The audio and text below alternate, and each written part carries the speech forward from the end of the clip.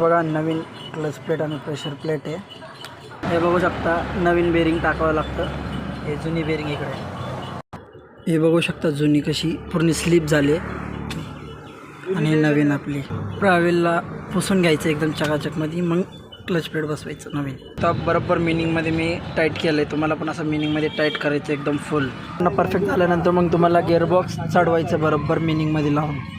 मग पहिलं तुम्हाला हे नट बसवायचं आहे. इकडचे 2 नट, हे 1 2 आणि 3 इथं आहे, दुसरं इथं. हे तुम्हाला बरोबर बसवायचे आहेत. मिनीमध्ये बसल्यानंतर बरोबर फेस टू फेस इथं अटॅच व्हायला पाहिजे लेवलमध्ये. हे बघू शकता असं बरोबर लेवलमध्ये अटॅच व्हायला पाहिजे.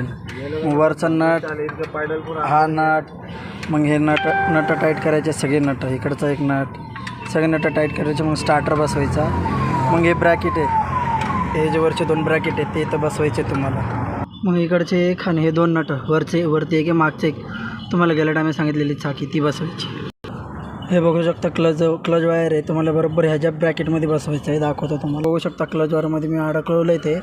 हे क्लच सेटिंगचं हे तुम्हाला हे सेटिंग करायची. ह्याला बरोबर हाफ क्लचमध्ये गाडी ठेवायची. ब्रॅकेट टाईट केल्यानंतर मग तुम्हाला हे असं प्रेस करून बसवायचं आहे. हे एक आहे आणि वरचं वायर आहे जे दिसतंय तुम्हाला, हे पण तुम्हाला प्रेस करून बसवायचं. मग हे नट लावायचं आहे.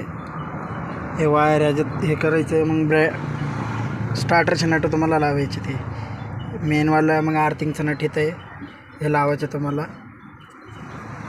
सगळं झाल्यानंतर जॉईंटचे 4 नट तुम्हाला फुल टाईट करायचे. सगळं झाल्यानंतर तुम्हाला बॅटरी वायर लावायची. मग क्लच सेटिंग चेक करायचं. मग झालं तुमचं कॅरी CNGचा क्लच प्लेट टाकून.